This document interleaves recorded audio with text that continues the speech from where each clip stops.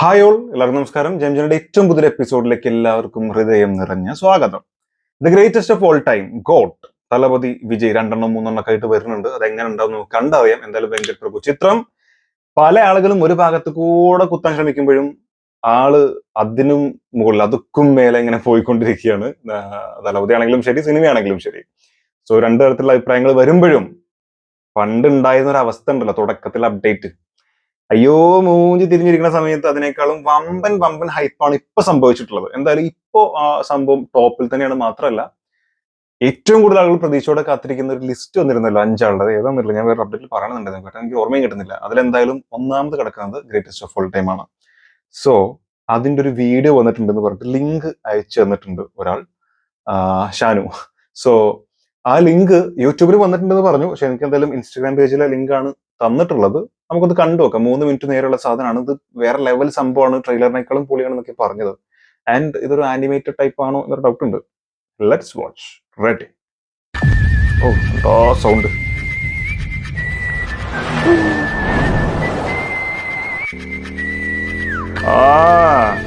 ഇത് മറ്റേ സംഭവമാണല്ലോ.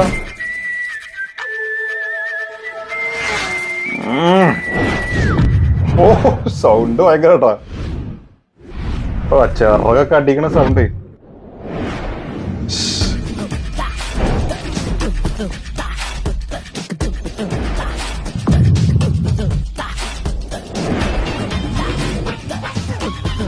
ആഹാ,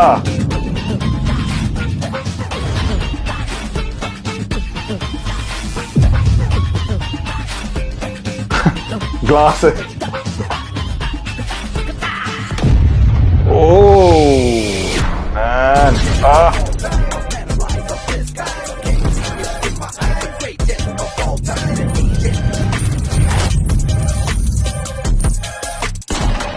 ആഹാ,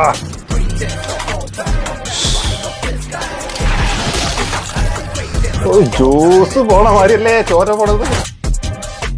ആഹാ, പൊളി.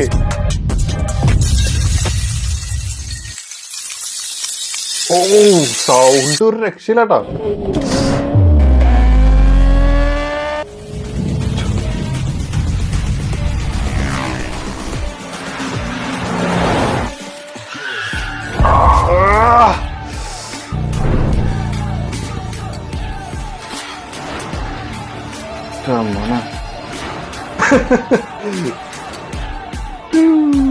ഓ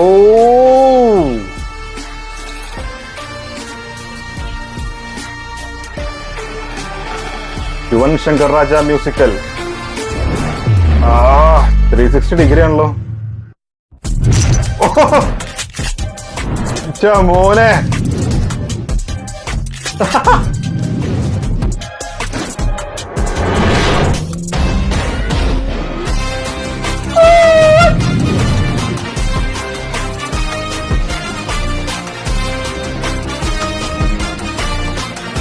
തലപതി വിജയ്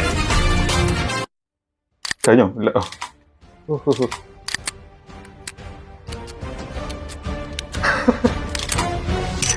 നൈസ്.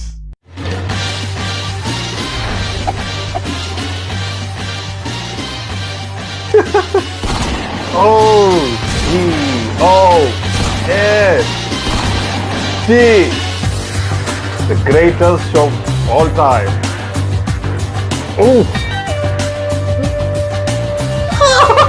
മ്യൂസിക്.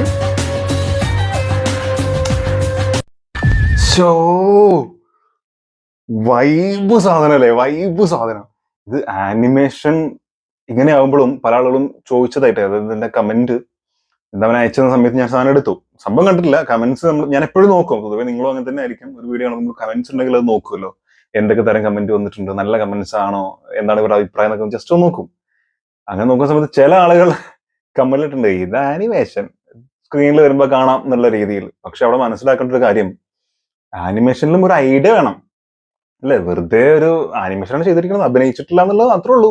ഡയറക്ടറായിട്ട് അഭിനയിച്ചില്ല, പക്ഷെ ഈ ഐഡിയ ഉണ്ടല്ലോ, ഫുൾ ഈ ഷോട്ട് ഇങ്ങനെ പ്ലാൻ ചെയ്യാം, ഈ തോക്കെടുത്ത് വെടിവെക്കുമ്പോ ഇങ്ങനെ ആവാം. അല്ല പുറകിലെ വിജയ് മറ്റേ AK-47 തന്നെയാണ് തോന്നുന്നു, എന്തായാലും അതുപോലത്തെ ഒരു സാധനം. അതിലേക്ക് ബുള്ളറ്റിന്റെ ആ സാമ്പുള്ള ഷീൽഡ് എന്തായാലും പറയാ, അതിങ്ങനെ വെക്കാൻ നോക്കിയിട്ട് ശരിയാവാതെ നിൽക്കുമ്പോ വിജയ് റെഡ്ഡിയാണ്, അച്ഛൻ വിജയ് റെഡ്ഡിയാണ് അതിനകത്ത് ഇങ്ങനെ ഇരിക്കുന്ന സംഭവം. ഇവന് ഇത് നല്ല സാധനം, അങ്ങനത്തെ കുറച്ച് സംഭവങ്ങളും, പിന്നെ ആ ബൈക്ക് ഇങ്ങനെ സ്റ്റാർട്ട് ഇങ്ങനെ വന്ന് നിൽക്കുന്നത്, ആ ഗ്ലാസ്സിലൂടെ ചിരിക്കുന്നത് കാണിക്കുന്നത്, ഇങ്ങനെ കുറെ സാധനങ്ങളുണ്ട്. ഇതൊക്കെ ഇവരുടെ തല വന്നല്ലേ, ഈ ചെയ്ത ആളുകൾ തന്നെയല്ലേ ഈ സംഭവം എന്ത് ചെയ്ത് ഇങ്ങനെ മേക്ക് ചെയ്തത്. ഇനി വേറൊരു പ്രശ്നം കേട്ടോ, ഇനി ഇത് വേറെ ആരെങ്കിലും ചെയ്താണോ എന്ന് എനിക്ക് അറിയൂല, അത് വേറെ കാര്യം. പക്ഷെ ഇതിന്റെ മ്യൂസിക് കുറെ സാധനങ്ങൾ നമ്മൾ കണ്ടിട്ടുണ്ട്. ആ തുടക്കത്തിലുള്ള മ്യൂസിക് ആണെങ്കിലും പിന്നെ അവസരത്തെ ചുടുടു ചുടുടു ആ സാധനം ഉണ്ടല്ലോ, അത് വേറെ എവിടെയോ കേട്ടിട്ടുണ്ട്. അപ്പോൾ അതുകൊണ്ടാണ് എനിക്ക് ഡൗട്ട് ഇനിയിപ്പോ ഇവരല്ലാതെ വേറെ ആരെങ്കിലും ചെയ്താണ്. വേറെ ആരെങ്കിലും ആണ് ചെയ്തിട്ടുണ്ടെങ്കിൽ പൊന്നു വച്ചാനെ ഒരു രക്ഷയില്ല കേട്ടോ, നീ ഒരു രക്ഷയില്ല, അങ്ങനെ പറയേണ്ടി വരും. ഇനി അതല്ല ഇവർ തന്നെയാണെന്നുണ്ടെങ്കിൽ നമ്മൾ ആലോചിക്കേണ്ട ഒരു കാര്യം, ഇവരാണെങ്കിൽ ഇതേ ടീം ആണെങ്കിൽ ഇതിന്റെ മ്യൂസിക്കും കാര്യങ്ങളും എല്ലാം ഇവർ തന്നെയാണെന്നുണ്ടെങ്കിൽ എന്റെ അമ്മോ സ്ക്രീനിൽ ഈ സാധനമൊക്കെ വന്ന. പിന്നെ ഒരു കമന്റ് ഞാൻ കണ്ടു, ഇത് തന്നെ മതിയല്ലോ എന്ന്. ഈ സാധനം തന്നെ തിയേറ്ററിൽ ഇട്ടാല് എന്തായിരിക്കും ചോദിച്ചിട്ടൊരു സംഭവം. അത് സത്യമാണ്. ഇങ്ങനത്തെയൊക്കെ പ്രത്യേകിച്ച് ഈ സിനിമയിലെ ഈ ബൈക്ക് സ്റ്റണ്ടും മറ്റു കാര്യങ്ങളും, ആ ഒരു ഫൈറ്റ് സീൻ തന്നെ ഒരു 15 മിനിറ്റോളം ഉണ്ട് എന്നാ പറഞ്ഞത്. അതൊക്കെ ഇമാതിരി മേക്കിംഗ് ആണ്, ചേസിങ്ങും. ഹോ, സത്യം പറയാലോ, ഈ ചില സിനിമകളെ ഇപ്പോ ദളപതിയുടെ സിനിമകൾ കോഴ്സ് അങ്ങനെ ഉണ്ടാവാറുണ്ട്, പ്രത്യേകിച്ച് ഫാൻ ഷോ ടിക്കറ്റ് കയറ്റിരിക്കുന്ന സമയത്ത് തീർച്ചയായിട്ടും നമുക്ക് ഒന്നിറങ്ങിയിരുന്നെങ്കിൽ തോന്നും. അതല്ലാതെ ചില സിനിമകളുണ്ട് ഇങ്ങനെ അവസാനം ആകുമ്പോഴേക്കും അതുവരെ ഡേറ്റ് പെട്ടെന്ന് പോകും. ഇപ്പൊ ഈ സെപ്റ്റംബർ എന്നുള്ളത് പെട്ടെന്നായി, പക്ഷെ സെപ്റ്റംബർ 1 കഴിഞ്ഞു, 2 ആയി, 4ലേക്ക് അങ്ങോട്ട് എത്തണില്ല. 4ലേക്ക് എന്ന് പറഞ്ഞത് 4 എത്തിക്കഴിഞ്ഞാൽ പിന്നെ പുലർച്ചെയാണല്ലോ സംഭവം. ആ 4-6 ദിവസം എന്തെങ്കിലും കാണിച്ചിട്ടൊക്കെ നമുക്ക് ഒഴിവാക്കായിരുന്നു. ചിലപ്പോൾ എന്തെങ്കിലും ചെറിയ അപ്ഡേറ്റ്സ് എന്തെങ്കിലും ആയിട്ട് അവർ ചിലപ്പോൾ തലേ ദിവസം തരും, ചിലപ്പോൾ ചെറിയ കട്ട്സ് ഒക്കെ തരാൻ സാധ്യത. അപ്പൊ അതിനൊക്കെ നമുക്ക് പിടിച്ചു വെക്കാം. 4 പോലും ആകുന്നില്ല എന്നുള്ളതാണ്. അപ്പൊ അങ്ങനത്തെ ഒരു ബുദ്ധിമുട്ട് എനിക്ക് ഫീൽ ചെയ്യുന്നുണ്ട്. അങ്ങനെ എത്രമാത്രം ആൾക്കാർക്ക് ഉണ്ടെന്നറിയില്ല. ഹേറ്റേഴ്സിന് ഓഫ് കോഴ്സ് നോ, അങ്ങനെ ഉണ്ടാകാൻ സാധ്യതയില്ല. പക്ഷെ ആരാധകർ ആയിട്ടുള്ള കട്ട വിജയ് ഫാൻസ് ആയിട്ടുള്ള ആളുകൾക്ക് അത് ഭയങ്കരമായിട്ട് അനുഭവിക്കുന്നുണ്ടാവുന്ന എനിക്ക് ഉറപ്പാണ്. അപ്പൊ അങ്ങനത്തെ ആരെങ്കിലും നമ്മുടെ ചാനൽ കാണുന്നുണ്ടെങ്കിൽ സെയിം പിച്ച് ബ്രദർ അല്ലെങ്കിൽ സിസ്റ്റർ, എന്തായാലും അത്തരത്തിലുള്ള ഒരു വല്ലാത്ത മാനസികാവസ്ഥ എനിക്ക് ഫീൽ ചെയ്യുന്നുണ്ട്. അപ്പൊ അങ്ങനെയുള്ള ആളുകൾ ഉണ്ടെങ്കിൽ മറക്കാതെ കമന്റ് രേഖപ്പെടുത്തുക. ആൻഡ് ഒരു രക്ഷയില്ലാത്തൊരു സാധനം കണ്ടു. അത് വിജയ് കൂടെ ഡയറക്ടർ നമ്മൾ അങ്ങനെ ചെയ്ത് കാണുകയാണെങ്കിൽ, അത് ഡിഎൻ ചെയ്ത ആളാണെങ്കിലും ഇനി നേരിട്ട് വിജയ് എന്ന ക്യാരക്ടറിന്റെ ആ സംഭവങ്ങളാണെങ്കിലും ശരി, അതും കൂടെ കണ്ട സാറ്റിസ്ഫാക്ഷൻ ലെവൽ വേറെ ലെവലായിരിക്കും. പിന്നെ എനിക്ക് തോന്നുന്നു ഈ ഗ്രേറ്റസ്റ്റ് ഓഫ് ഓൾ ടൈം എന്നുള്ള പേര് കൊണ്ട് തന്നെ the greatest of all time മാത്രമല്ല, നമ്മളിത് കണ്ടിട്ടുള്ള ആ ടൈറ്റിൽ കാർഡ് കാണിക്കുന്ന സമയത്തൊക്കെ ഇങ്ങനെ പല 25 സിനിമകളുടെ റെഫറൻസ് കൊടുത്തിട്ടുണ്ട്. ടൈറ്റിലാണ് പറഞ്ഞത്, ഒരു മാർവൽ സ്റ്റൈലിൽ ഒരു സാധനം കൊടുത്തിരുന്നല്ലോ, അതില് ഗില്ലി, പുലി, അങ്ങനെ കുറെ സിനിമകളുടെ സാധനങ്ങൾ ഇങ്ങനെ കൊടുത്തിട്ട്, അതുപോലെ ഇപ്പൊ ലാസ്റ്റ് ഇറങ്ങിയുള്ള സോങ്ങിലാണെങ്കിലും പോക്കിരി, അങ്ങനെ കുറെ റെഫറൻസുകൾ ഉണ്ട് ഒരുപാട് സിനിമകളുടെ. ആ മധുരമലൈ ആ സംഭവമൊക്കെ അറിയാലോ. മറ്റേ സിനിമയുടെ പേരെന്തായിരുന്നു, അയ്യോ, എന്തായാലും മധുരയിൽ പോയിട്ടുള്ള സംഭവം, പെങ്ങൾ ഏട്ടൻ, അതാണ് എന്തായാലും അങ്ങനെ കുറെ റെഫറൻസ് കൊടുത്തിട്ടുണ്ട്. അപ്പോ എനിക്ക് തോന്നുന്നു the greatest of all time, എല്ലായ്പ്പോഴും ഗ്രേറ്റസ്റ്റ് എന്നുള്ളതാണല്ലോ ഉദ്ദേശിച്ചുള്ളത്. അപ്പൊ ഇതെല്ലാ റെഫറൻസും കൂടിയിട്ടൊരു പക്ക ട്രിബ്യൂട്ട് പ്ലസ് വെങ്കട് പ്രഭു വിഷൻ, അങ്ങനെ എല്ലാം കൂടി മിക്സ് ചെയ്തൊരു സാധനമാണെങ്കിൽ വേറെ ലെവലായിരിക്കും. എന്തായാലും വെങ്കട് പ്രഭുള്ള വിശ്വാസം ഭയങ്കരമാണ്. വളരെ യുണീക്ക് ആയിട്ട് കാര്യങ്ങൾ ചെയ്യുന്ന ആളാണ്. കാരണം ഇന്റർവ്യൂ കൊടുത്തിട്ടുള്ള സംഭവങ്ങളൊക്കെ ഇട്ട് കഴിഞ്ഞാൽ ആള് ഭയങ്കരമായിട്ടുള്ള പ്രതീക്ഷ തരുന്നുണ്ട്.